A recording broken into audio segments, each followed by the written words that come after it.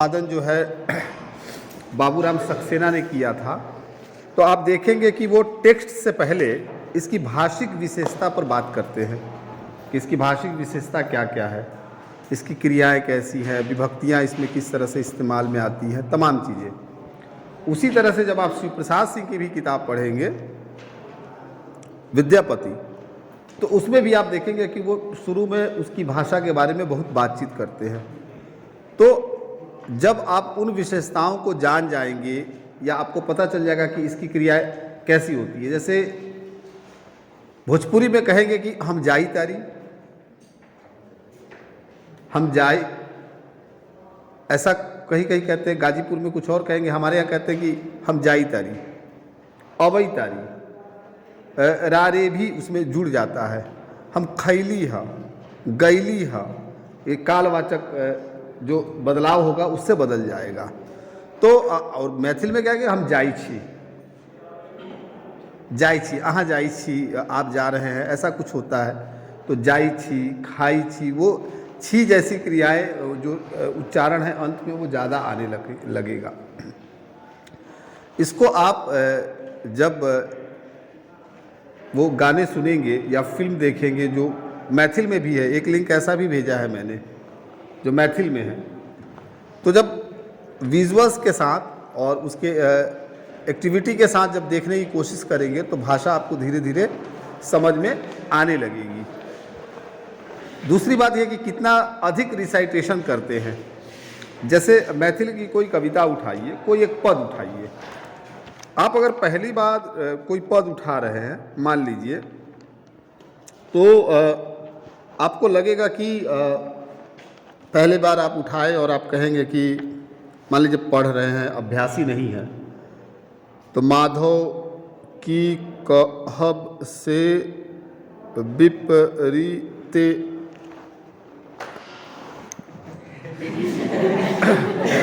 अरे बेकार है।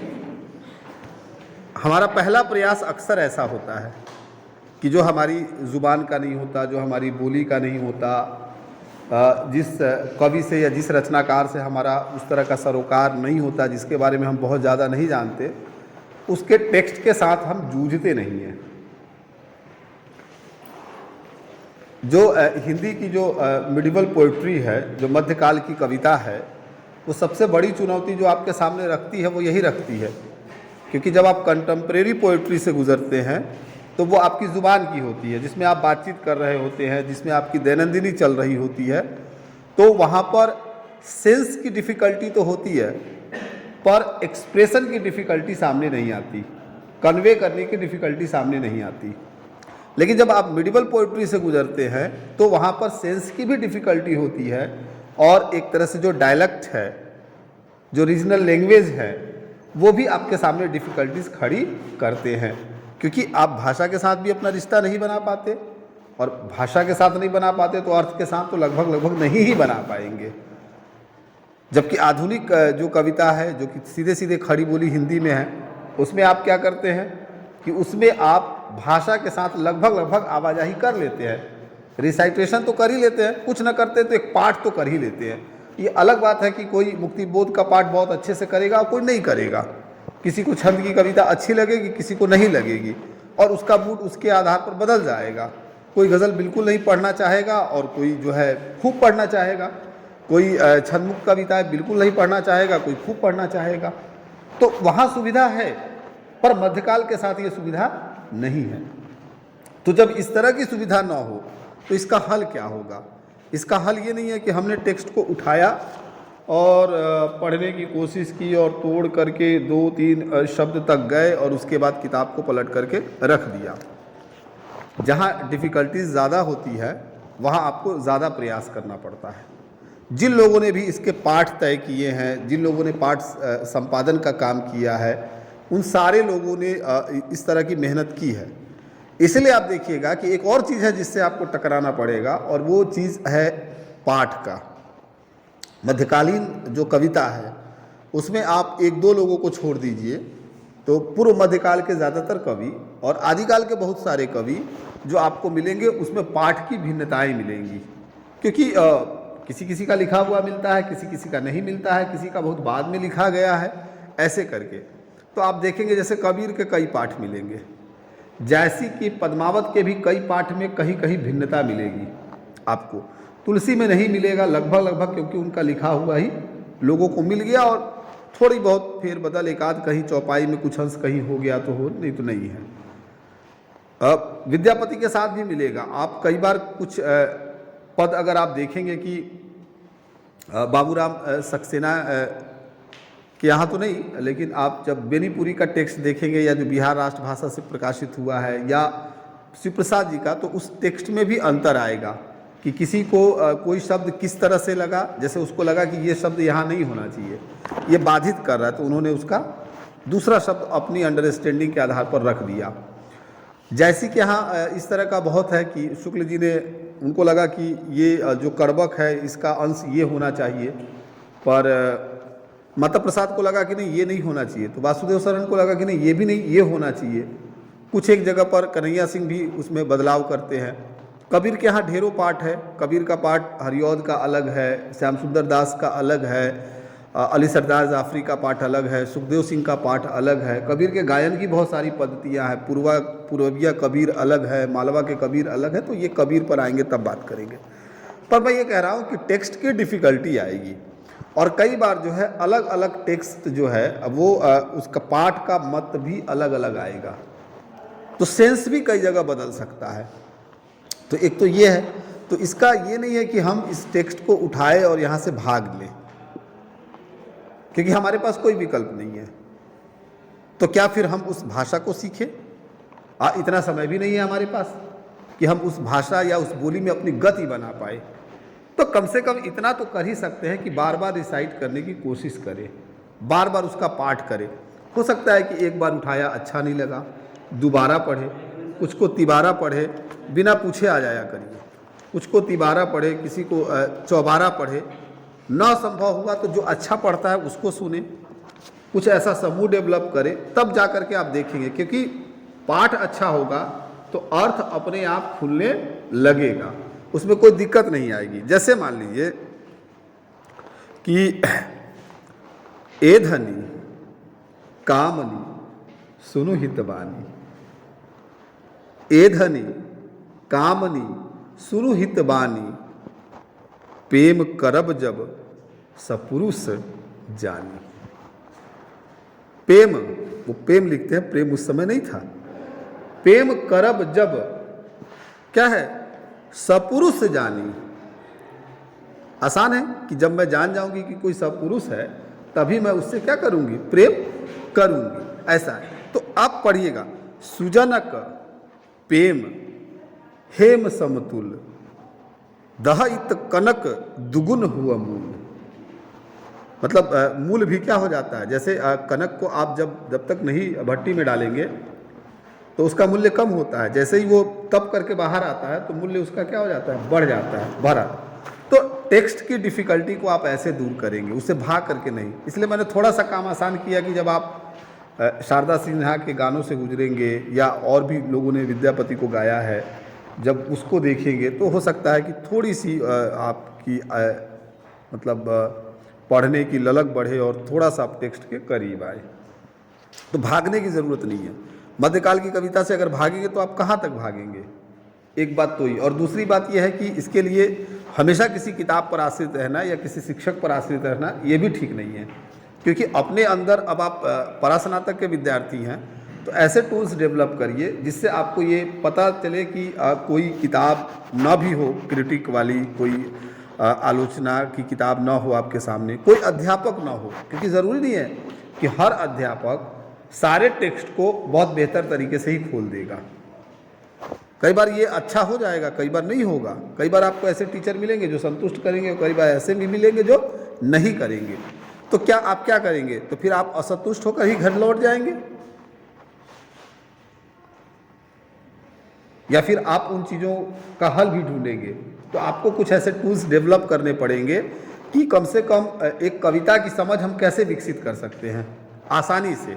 हमारा शिक्षक नहीं है तो वो समझ वैसे ही विकसित होगी कि पाठ से बार बार गुजरना, कवि के समय को ठीक से जानना, उस समय का जो इतिहास है उसको ठीक से जानना, कवि अगर कोई प्रतीक या मिथक इस्तेमाल में ला रहा था तो वो कैसे ला रहा था, कब का ला रहा था और वो अपने कंटेम्प्रेरी टाइम में क्यों ला रहा था, उससे कोरिलेट करना।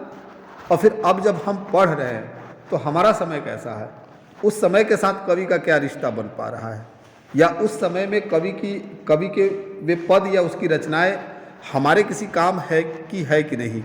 ये अगर हमें हिस्टोरिकल सेंस डेवलप कर पा रही है तब भी ठीक है, और नहीं कर पा रही है तो हमें क्या हमारा जो कंटेम्प्रेरी टाइम है उसमें वो कुछ बेचैन कर रही है क्या, हमें कुछ ऐसा है जो छूट गया है क्या।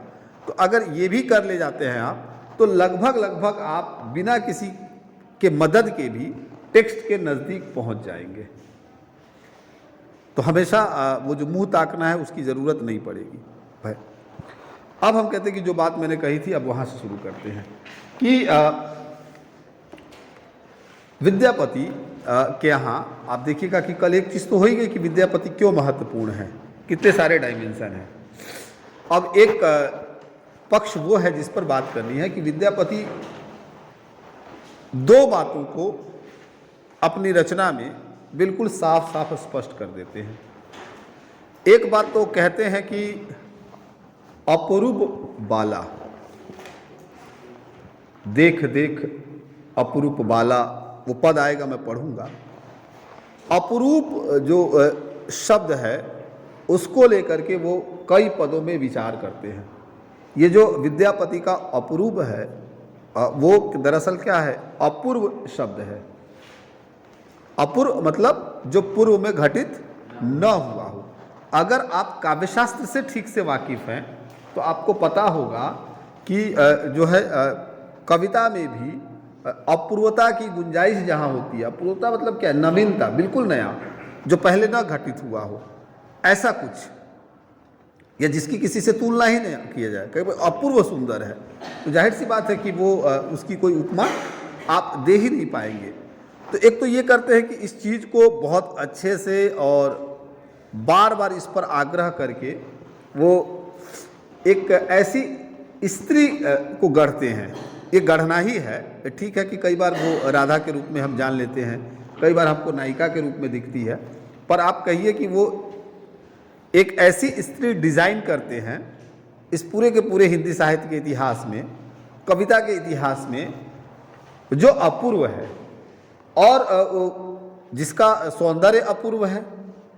और जाहिर सी बात है कि जिसका सौंदर्य अपूर्व है या जो बिल्कुल ही अलग है, उसके प्रति क्या धारणाएं हैं, उसको कैसे देखेंगे, ये तो सारा का सारा गढ़ते ही हैं। लेकिन ऐसा नहीं है कि विद्यापति सिर्फ स्त्री को ही अपूर्व रूप में गढ़ते हैं। जब वो स्त्री को अपूर्व गढ़ते हैं तो वो पुरुष का भी एक कॉन्सेप्ट गढ़ते हैं, और बार बार देखिएगा कि उनके यहाँ जो पुरुष का कॉन्सेप्ट आएगा वो आएगा सुपुरुष के रूप में। इसलिए वो कहते हैं कि सुपुरुष प्रेम सुधनी अनुरागा, यानी कि विद्यापति के यहाँ जो स्त्री है और विद्यापति के यहाँ जो पुरुष है उसके बेहतर होने की पहली कल्पना कर देते हैं वो, कि प्रेम तभी फलेगा जब धनी भी सुधनी होगी और पुरुष भी सुपुरुष होगा। इसका मतलब ये है कि विद्यापति के मस्तिष्क में या विद्यापति के समाज में या कॉमन जो हमारी सोसाइटी है उसमें पुरुष के कई कॉन्सेप्ट है। जैसे पुरुष तो सब है, लेकिन याद करिए कि वो मीरा वाली जो कहानी जिसमें वो शायद जीव गोस्वामी है ना, जिनसे जाके कहती है कि कहो मिलने आए हैं, तो कहता मैं किसी स्त्री से नहीं मिलता। तो मीरा हंसती है और कहती है कि मुझे पहली बार पता चला कि अच्छा कृष्ण के अलावा इस धरती पर कोई पुरुष भी है। तो मीरा बाद में पुरुष के उस पूरे के पूरे कॉन्सेप्ट को, पुरुष की पूरी अवधारणा को ही बदल देती है, क्योंकि जिसे कहना कि अब सेक्स के स्तर पर, जेंडर के स्तर पर पुरुष हो जाना ही पुरुष नहीं है। ऐसे तो सब हैं, सभी अपने कॉलम में पुरुष ही भरते हैं, लेकिन दरअसल जो पुरुष का गुण धारण कर सके, आप देखिए कि कृष्ण के चरित्र में कितनी ज़्यादा समन्वय की भावना थी, कृष्ण का चरित्र कितना उदार था। हम जब ये बात कहते हैं, क्योंकि विद्यापति भी कृष्ण कविता से जुड़ेंगे कि आखिर क्या वजह है, जयदेव से बहुत मुतासिर थे, अभिनव जयदेव इनको कहा ही जाता है, उस पर बाद में आएंगे कभी टेक्स्ट पढ़ाते हुए। तो आप देखिएगा कि उसमें एक चीज आ जाती है कि पुरुष कैसा होना चाहिए। हम बातचीत में और किंवदंतियों में या मजाक में कहते हैं कि बताइए कृष्ण भी कितने सौभाग्यशाली थे कि 16,008 प्रेमिकाएं थी, ऐसा कह देते हैं। यह सौभाग्य का विषय नहीं है और यह किसी के शोषण का भी विषय नहीं है। अंदाजा लगाइए उस व्यक्तित्व का जिसका व्यक्तित्व कैसा रहा होगा कि 16,008 भी अगर रही होंगी तो वो कितनी महफूज रही। आखिर वो कौन सी बात थी, क्योंकि उस 16,008 में विवाहिता भी थी। गोपियों में केवल अविवाहिता नहीं थी, विवाहिता स्त्रियां भी थी, और जिनको कृष्ण के साथ जाने में, आने में और अपने घर बुलाने में जिनके पास कोई लज्जा नहीं थी। क्या ऐसा कोई समाज आप गढ़ पाए हैं? ऐसा कोई पुरुष आपको अपने आसपास मिलता हुआ जल्दी नजर आता है क्या, कि जिसके हाथ में आप बेहिचक अपने को सौंप दें और ये भरोसा भी रहे कि ये भरोसा टूटेगा नहीं। हम जिस दुनिया में सांस ले रहे हैं, जिस समय में सांस ले रहे हैं, ये बहुत मुश्किल है कि किसी का चरित्र इतना ज्यादा उदात्त हो, कोई इतना सबलाइम हो। तो वो जो इतना मजबूत चरित्र है हमारे मिथ का, या जो भी कैरेक्टर हमारे यहाँ गढ़ा गया है, तो एक तो वो है जो बाद में मीरा कहती हैं और मीरा गढ़ती है।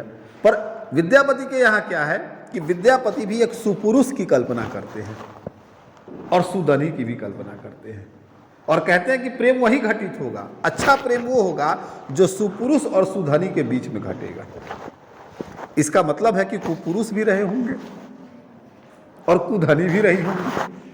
मतलब मैं ये नहीं कह रहा हूं, किसी पर मैं आरोप नहीं लगा रहा हूं, लेकिन समाज है तो रहा ही होगा और समाज है तो होता ही है, इससे तो कोई दो राय नहीं है। पर विद्यापति जिस नायक को गढ़ते हैं और जिस नायिका को गढ़ते हैं, जिसको वो डिजाइन करते हैं, जिसको वो एक तरह से जिसकी संरचना करते हैं, उसकी कुछ बुनियादी शर्तें भी जैसे कि रख देते हैं। वो प्रेम की बुनियादी शर्त ही रखते हैं कि प्रेम अगर होगा और प्रेम अगर करना ही है तो उसकी कंडीशन ही यही होगी कि सुपुरुष और सुधनी के बीच में होगा।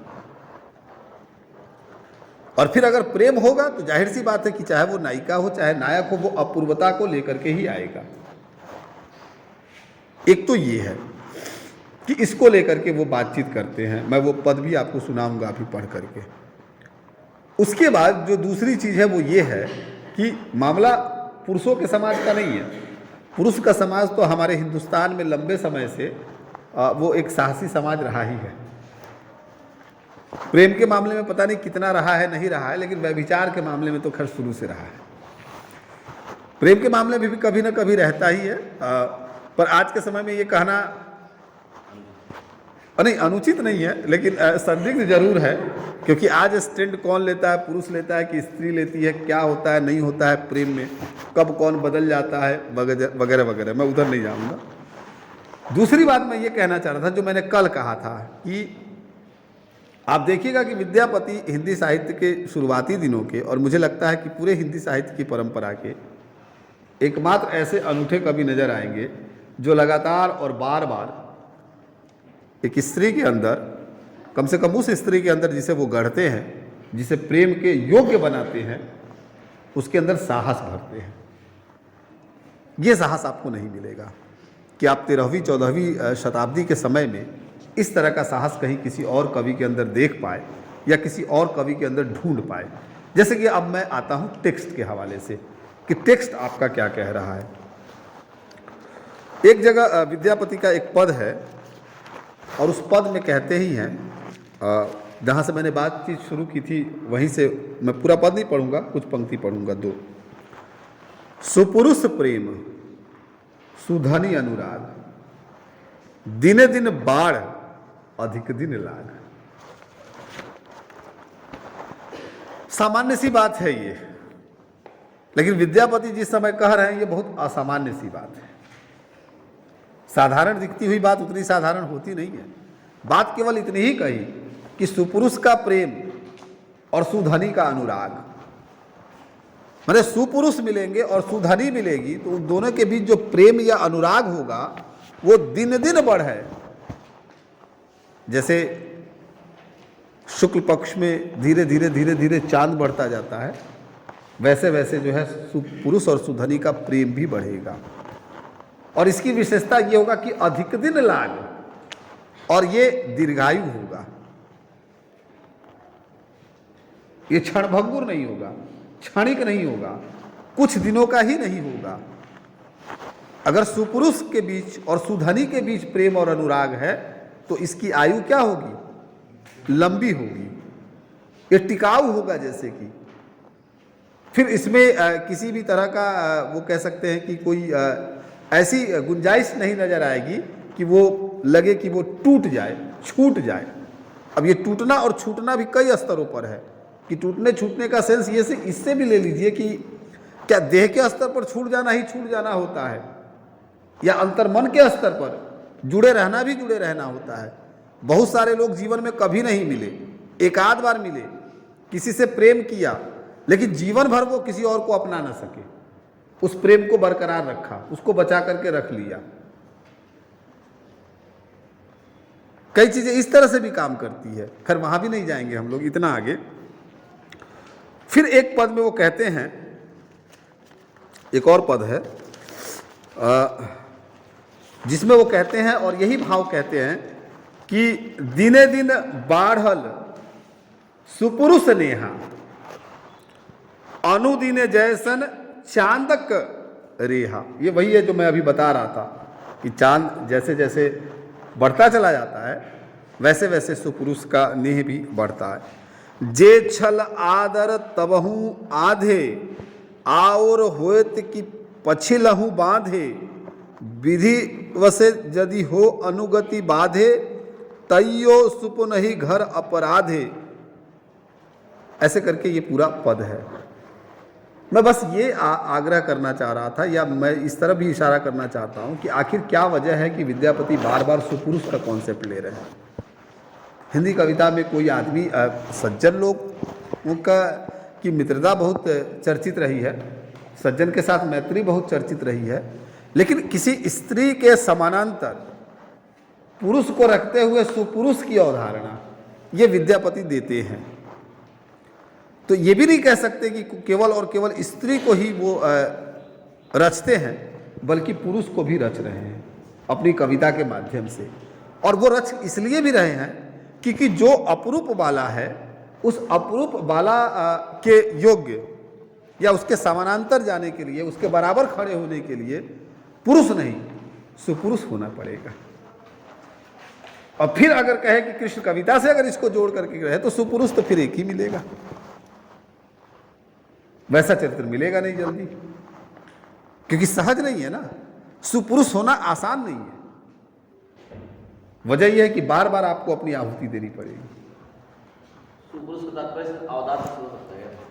नहीं, मैं औदात्य तो दूसरी चीज हो गई ना कि भाई औदात्य का मतलब क्या, किस चीज में औदात्य, तो वो तो कह ही रहे हैं, लेकिन उसमें बहुत सारी चीजें हो गई ना। जाहिर सी बात है कि जब आप सुपुरुष कह रहे हैं या जब इस तरह का की अवधारणा विकसित कर रहे हैं तो आप ये ध्यान रखिए कि मतलब प्रेम की एक जो मौलिक शर्त है जो उसने कहा था में भी है कि आप दीजिए, लेने की आकांक्षा मत रखिए। देना उसमें सर्वोपरि है, लेना या पाना उसमें कहीं कोई अर्थ नहीं रखता है। तो क्या ये इतना बूता हम रखते हैं, इतनी सहनशीलता, इतना धैर्य हमारे अंदर है? खैर, उसके बाद जब वो राधा को गढ़ते हैं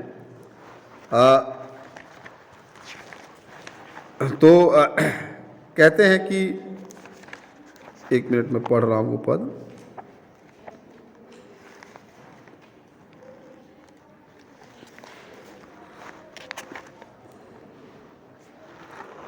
देख देख, मतलब कुछ पद तो आपके टेक्स्ट में है तो मैं उसको एक्सप्लेन अभी नहीं करूंगा। देख देख राधा रूप अपारा। देखना है, फिर से देखना है।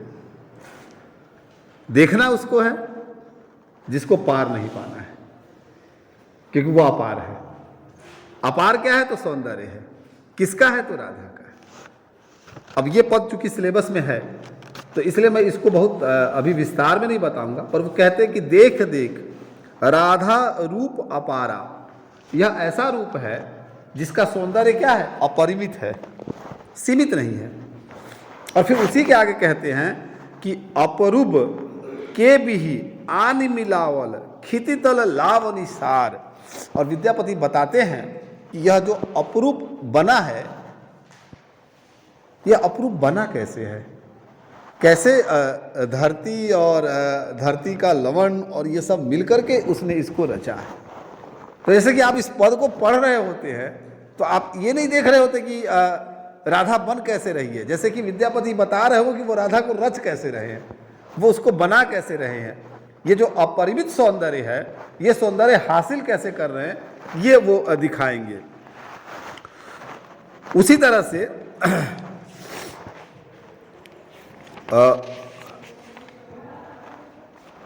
जब एक जगह कहेंगे कि सहज ही आनन सुंदर रे भौ सुरेखल आँखी, ऐसा करके कहेंगे कि फिर उसके बाद कहेंगे कि ये मुख सहज है। पहले कहा कि रूप अपार है, उसको देखो।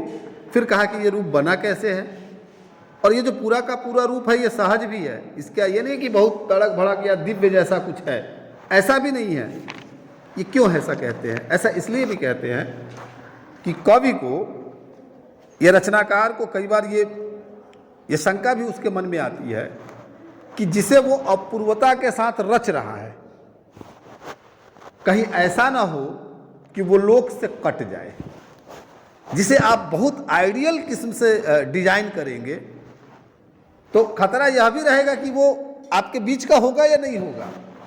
तो जैसे कि बार बार जो है, कहीं वो ऐसा ना हो कि वो आपसे बिल्कुल अलग हो जाए, एक कॉमन लेडी से अलग हो जाए, एक सामान्य स्त्री से अलग हो जाए। तो फिर तो जिस लोक की बात करनी है और जिस स्त्री की बात करनी है और जिस स्त्री को एक तरह से स्थापित करना है और जिसके बरक्स पुरुष के संबंधों को बताना है, उससे तो हमारा जुड़ाव ही नहीं होगा ना। तो इसलिए वो अपूर्वता भी गढ़ेंगे और अपूर्वता को फिर लेकर के जमीन की तरफ आएंगे भी। इसलिए उसकी निर्मिति में ही जो है क्या है, क्षिति और जो लवणी सार वगैरह ये सब मिला हुआ है। तो ये कहते हैं। फिर एक जगह कहते हैं सुधा मुखी को बिहि निर्मल बाला अपरूप रूप मनोभव मंगल त्रिभुवन विजयी माला। पर एक जगह कहते हैं कि वो जो निर्मल जो क्या है कि जो बाला है उसका रूप क्या है? अपरूप है। अपरूप भी इस्तेमाल करते हैं, अपरूप भी इस्तेमाल करते हैं, याद रखिएगा। तो कहा कि वो अपरूप है, और अपरूप इस तरह से है कि यह जो अपरूप रूप है ये मनोभव मंगलकारी। अब यहां देखिए कि धरती की भी बात कर रहे हैं, यथार्थ भी है, और वो कैसे उससे अलग है, एक्स्ट्रा कैसे है, मतलब कि कुछ स्पेशल कैसे है, यह भी रच रहे हैं।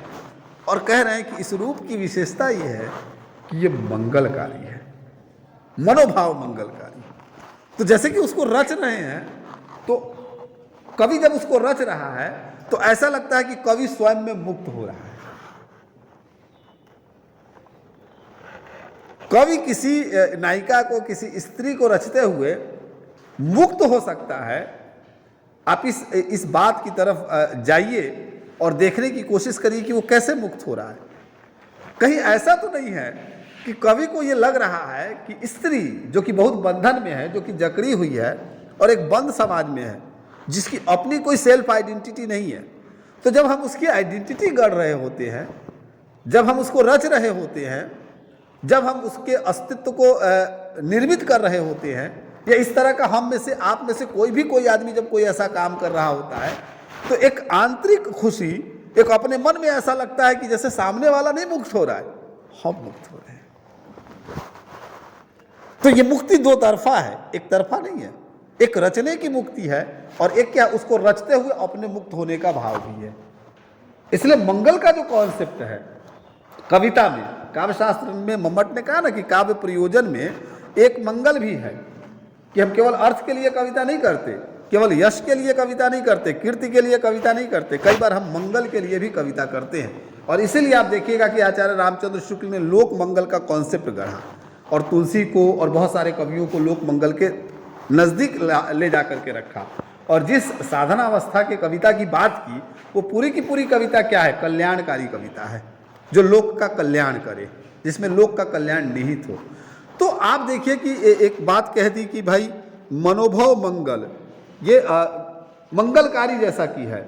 और इतना ही नहीं कहा, फिर अगली पंक्ति में बहुत छोटी पंक्तियां आती हैं, तमाम छोटे छोटे गीत के टुकड़े हैं ये कविता इनके, और गीति काव्य है पूरा का पूरा इनकी पूरी पदावली। तो कहा कि त्रिभुवन, त्रिभुवन मतलब त्रिभुवन विजयी माला, मतलब वो इस तरह का है ये रूप और इतना मंगलकारी है कि इसकी अपरूपता इसमें देखिए कि ये त्रिभुवन को जीत सकते, त्रिभुवन पर भी जो विजय प्राप्त कर सकते। अब ये है, ये वो स्त्री है जिसको एक कवि गढ़ रहा है, ये उसकी अपरूपता है, ये इसकी अपूर्वता है। तो जब कवि इस तरह से गढ़ रहा होता है, तो आप जब विद्यापति के पदों में जा रहे होते हैं या उसके श्रृंगार से गुजर रहे होते हैं, तो कई बार आप बहुत जिसे कहते हैं ना कि भूले कर जाते हैं। आप इतना ज़्यादा उसको सीमित कर देते हैं, क्योंकि एक कवि है जो स्त्री की दुनिया को अधिक से अधिक विस्तार देने पे तुला है। एक कवि है जिसको अब तक सराहा नहीं गया है, उसे अद्वितीय बनाने की कोशिश कर रहा है। एक कवि है जो उसको मुक्त करने की कोशिश कर रहा है। एक कवि है जो एक तरह से बंद समाज में उसकी अपनी अस्मिता की तलाश कर रहा है, और हम उसे क्या है देह के स्तर पर ही केवल और केवल जोड़ देते हैं और जोड़ करके उसे बहुत निम्न करते हैं।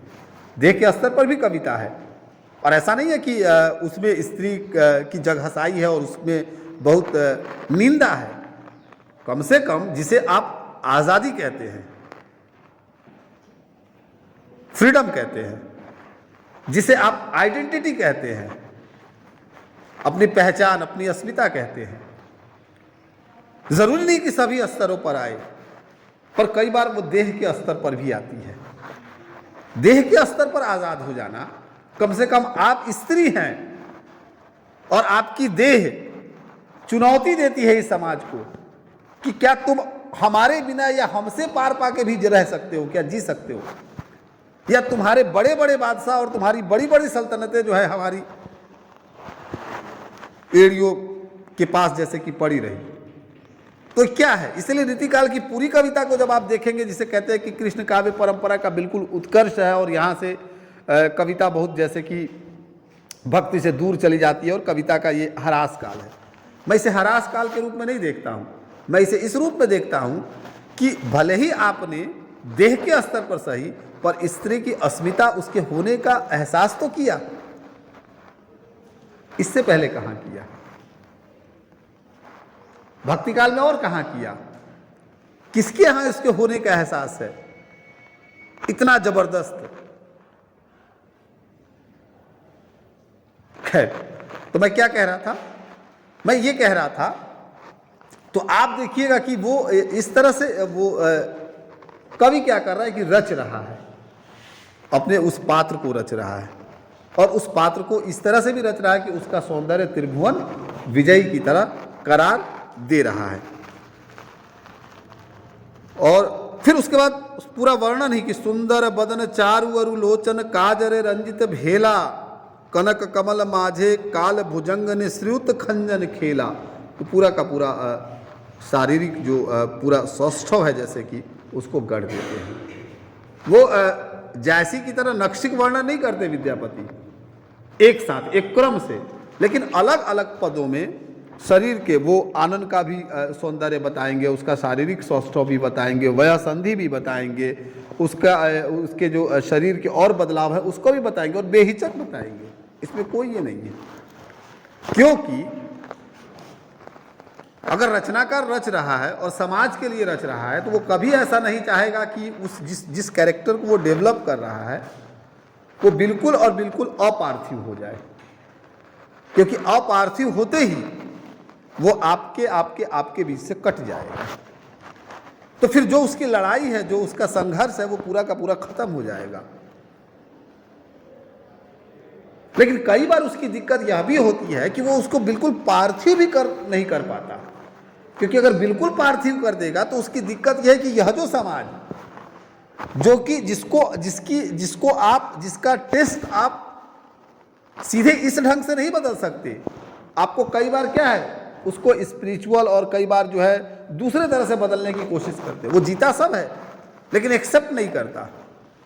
तो कई बार कभी आपको ऐसा भी दिखेगा कि वो पार्थिव और अपार्थिव के बीच में चक्कर काटता हुआ दिखेगा, या जैसे कि पुल बनाता हुआ दिखेगा। तो मेरा बस इतना ही आग्रह है कि आप जब भी विद्यापति को पढ़े या विद्यापति की रचनाओं में जाए तो आप इस चीज़ की खुद तहकीकात करें कि आखिर ये जो अपरूप है या ये जो अपरूप है इसको विद्यापति कैसे गढ़ते हैं। और दूसरी बात यह है कि वह जो उनके यहाँ पुरुष है ये बार बार सुपुरुष और सुधनी, धनी नहीं सुधनी का आग्रह क्यों करते हैं? क्या जरूरत थी एक कवि को ऐसा आग्रह करने की? वो नहीं भी करता तो क्या काम चल सकता था, और वो कर रहा है तो क्यों कर रहा है? उसके करने के पीछे की कोई वजह थी, या विद्यापति को बस मज़ा आता था ऐसे पद लिखने में और उनको इस तरह के श्रृंगार में मज़ा आता था वो और रच रहे थे? नहीं।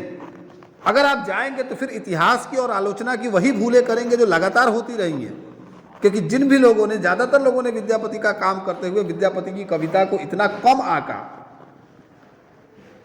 इतना सतही जा करके आका, कुछ एक लोगों को छोड़ दीजिए, कि जिससे उस चीज़ का पता ही नहीं लगता कि आखिर ये सुपुरुष और ये सुधनी और ये अपरूप और उसके बीच की मुक्ति की कोई अवधारणा भी कोई कवि रच सकता है या गढ़ सकता है। ये एक बात। अब इसका विस्तार आप ढूंढिए, ये मेरा इलाका खत्म होता है यही। दूसरी बात मैंने कहा कि साहस देते हैं। आप देखिए कि ये साहस किस किस तरह से आता है। बहुत जगह पर वो कहते हैं, मैं अभी आपको कुछ पद की पंक्तियां सुनाऊंगा सिर्फ। आप देखिए कि एक जगह यह भी कहते हुए विद्यापति नहीं थे कि हालांकि यह है घोर श्रृंगार का पद, पर कोई कवि किसी नायिका से ये कहलाने का साहस कर सकता है कि जब वो कहता है कि कहब हे सखी रातुक बात,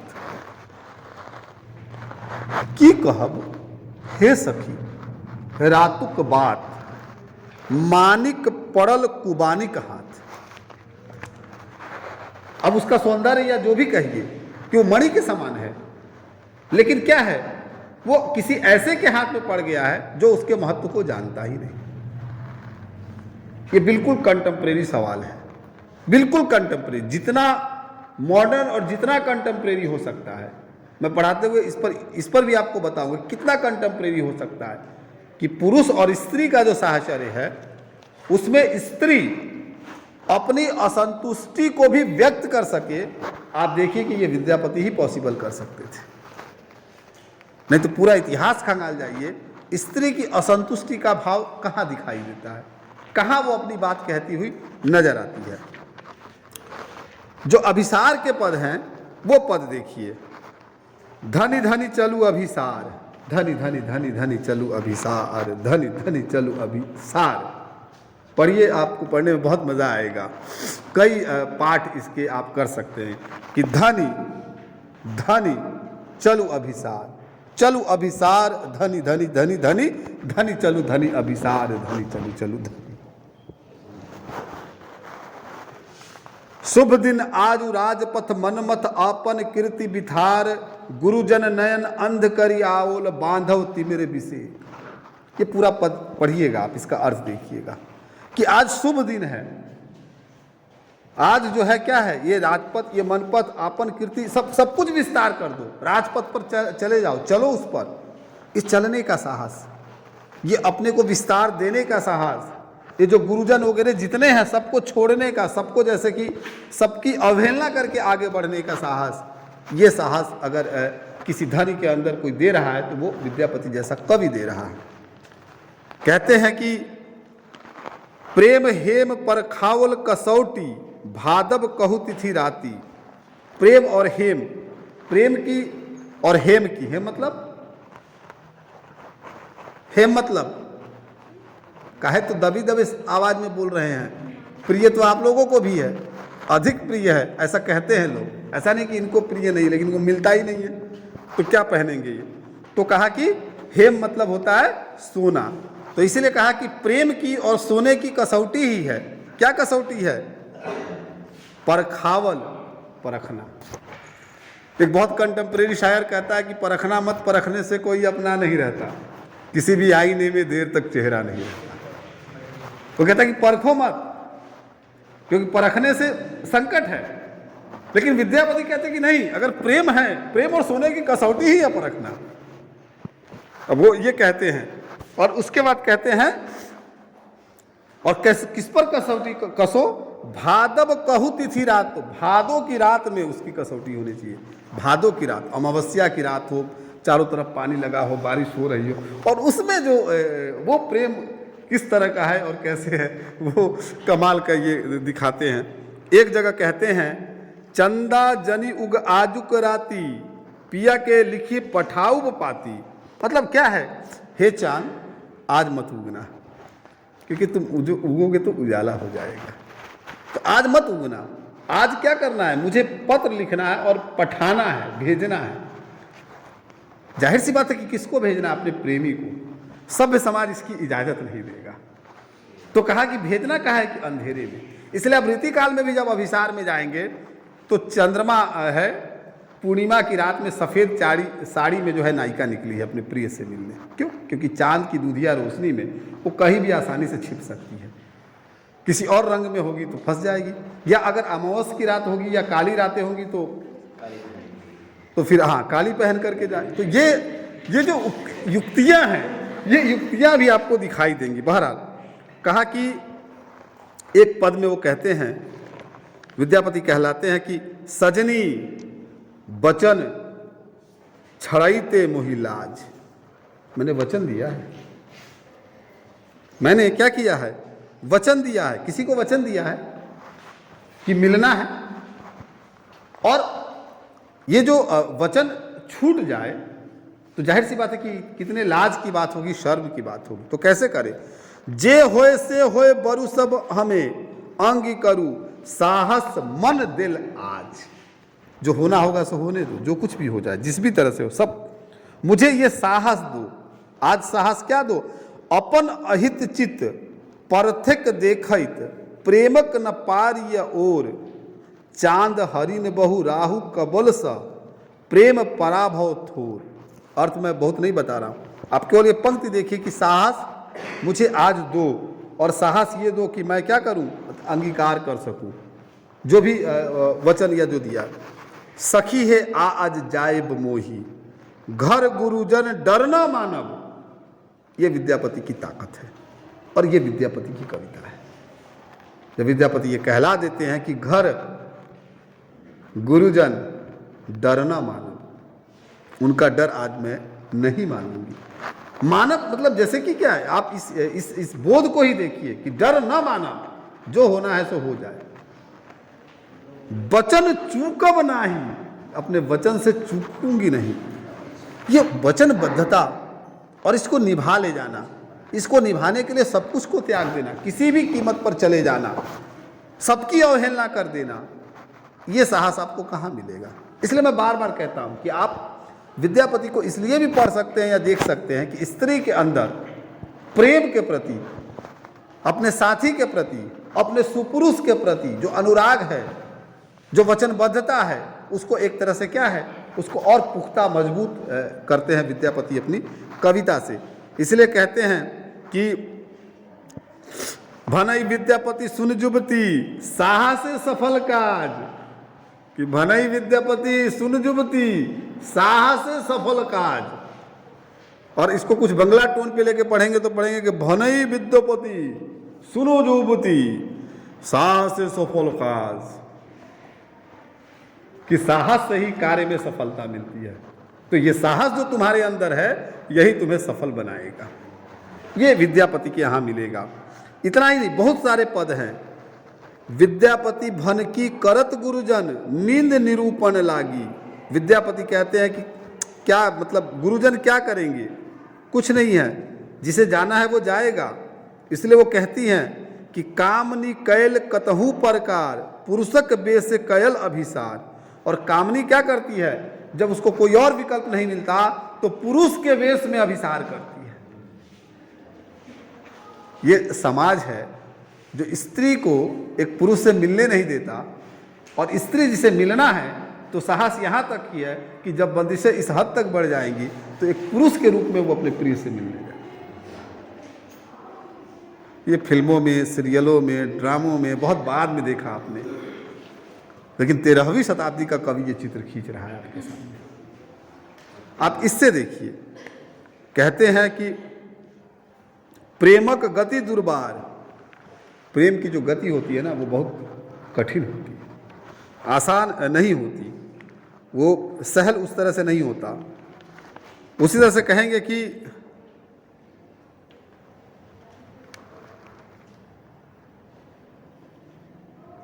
यही संसार सार बथु एह, तिल एक संगम जाम जिब नेह। मतलब यह जो संसार है इसमें ये संसार है, इसका जो सार है बथु ए, इसका जो सार तत्व है एक ही है, एक वस्तु ही है। और वो क्या है कि तिल एक, तिल माने क्षण, एक क्षण, संगम जाम जिब नेह, कि एक क्षण के लिए मिलना है और जीवन भर प्रेम करना है। मिलन एक क्षण का है, तिल भर का है, और प्रेम आजन्म का है। तो आप कैसे कह सकते हैं कि ये केवल और केवल शरीर का मामला है? लेकिन आप ये भी नहीं कह सकते, मैंने कहा ना कि विद्यापति पार्थिव और अपार्थिव के बीच में सेतु बनाते हैं। आप ये भी नहीं कह सकते कि शरीर को छोड़ दीजिए और प्रेम को रख लीजिए। वो शरीर को भी नहीं छोड़ते और प्रेम को भी उससे दूर नहीं जाने देते। वो शरीर और आत्मा को, बाह्य और आंतरिक दोनों सौंदर्य को जैसे कि मिला देते हैं, उसे एक कर देते हैं। और ऐसा करते हुए वो एक तरह से ज़्यादा ईमानदार, ज़्यादा साहसी, ज़्यादा अपूर्व और एक तरह से ज़्यादा अस्मितावादी जो है एक स्त्री या नायिका करते हैं, और उसके बरक्स पुरुष का एक अपना जो है पैमाना भी खड़ा करते हैं। तो आप इस तरह से देख सकते हैं कि विद्यापति रच रहे हैं। अब अगला जो व्याख्यान होगा वो ये होगा कि कृष्ण कविता की परंपरा कैसे डेवलप होती है। मैं उसमें आपको ये बताऊंगा कि कैसे अभ्रंश साहित्य में कृष्ण कविता कहाँ कहाँ मिलती है। और ऐसा नहीं है, क्योंकि आपने इतिहास में पढ़ा होगा कि विद्यापति के यहाँ पहली बार कृष्ण कविता आती है और जयदेव के यहाँ से जैसे कि वो लाते हैं, पर ये उतना सच नहीं है। विद्यापति और जयदेव के पहले भी कृष्ण कविता है, स्वयंभू के यहाँ कृष्ण कविता है, पुष्पदंत के यहाँ कृष्ण कविता है, और वहाँ से वो उसकी एक अपनी परंपरा है। राधा बहुत बाद में आती है, उसके और सारे पक्ष बहुत अलग अलग ढंग से बदलते हैं अलग अलग कवियों के पास। तो इस पर एक कक्षा होगी, एक दिन या 2 दिन, पूरी कृष्ण कविता की परंपरा पर। और उसके बाद फिर जो आपका पाठ है उसमें से कुछ 4-5 पाठ पढ़ाएंगे। मैंने बस क्या किया 2 दिनों की कक्षा में कि अब तक अगर आप विद्यापति को जितना जानते रहे हैं सबकी मिट्टी पलीत कर दी मैंने। एक काम तो ये किया। दूसरा मैंने ये किया कि जितना कुपाठ हो सकता है मैंने कर दिया कि क्या क्या हो सकता है। और तीसरा मैंने ये कहा कि कम से कम आप देखिए कि जो आपके अंदर साहस भरता है, जो एक स्त्री को गढ़ता है, वही कभी एक पुरुष को भी गढ़ता है। उसका अपना क्या कॉन्सेप्ट कैसे बनाता है, कैसे रचता है, इसको बहुत बारीक ढंग से पढ़िए, समझिए, तभी आप विद्यापति को समझ पाएंगे। नहीं तो बहुत सारी भूलें करेंगे और बार बार करेंगे और विद्यापति के पास वहीं तक पहुंच पाएंगे जहां तक लोगों ने आपको पहुंचाया है। तो थोड़ा सा समय के हिसाब से छेड़छाड़ करिए। और जब आप ऐसा करेंगे तो आप देखिएगा कि विद्यापति इतने अधिक कंटेम्प्रेरी आपको लगेंगे, कम से कम इस वर्ग को तो लगेगा ही, प्रेम में तो हर वर्ग को लगेगा, पर आपको इतने कंटेम्प्रेरी लगने लगेंगे कि लगेगा कि ये कवि तो जैसे हमारे आज की बात कर रहा है, हमारे शरीर और हमारे अपने मनोभाव की बात कर रहा है, और उस तरह से कम हमको तराश रहा है। ठीक है, तो बहुत बहुत शुक्रिया। प्रतीक का भी स्वागत है। क्या कुछ पूछना है क्या? सर मेरा एक प्रश्न था, मतलब मुझे नहीं पता कि जब मैं आया तो पुरुष की अवधारणा जो आपने बताई वो कि तो नहीं पता तो नहीं करना चाहिए। नहीं, तो उस बात को लेकर मैं ये जानना चाह रहा था हाँ। कि क्या विद्यापति पुरुष की अवधारणा करते समय व्यक्ति अंतर्मन को ध्यान रखते हैं जो चीज वह चौपासा है। स्त्री अंतर्मन को तो कितना ध्यान में रख रहे थे ये मालूम नहीं, लेकिन मिथिला के समाज उनके सामने था। सर मेरी जो अवधारणा है तो उसको लेकर वहाँ पे चीज़ें ऐसी हैं कि स्त्री अंतर्मन के परोक्ष या परस्पर एक अलग से स्त्री अंतर्मन को गठित करना है, मतलब पुरुष समाज में पुरुष के अंदर। नहीं नहीं, ये देखिए, अगर आप ये कह रहे हैं तो मैं इससे सहमत नहीं हूँ। आप चूंकि जो कह रहे हैं कि स्त्री अंतर्मन से अलग एक पुरुष के अंदर स्त्री मन गठित करना ना, नहीं नहीं, तो फिर तो बात बनेगी नहीं ना।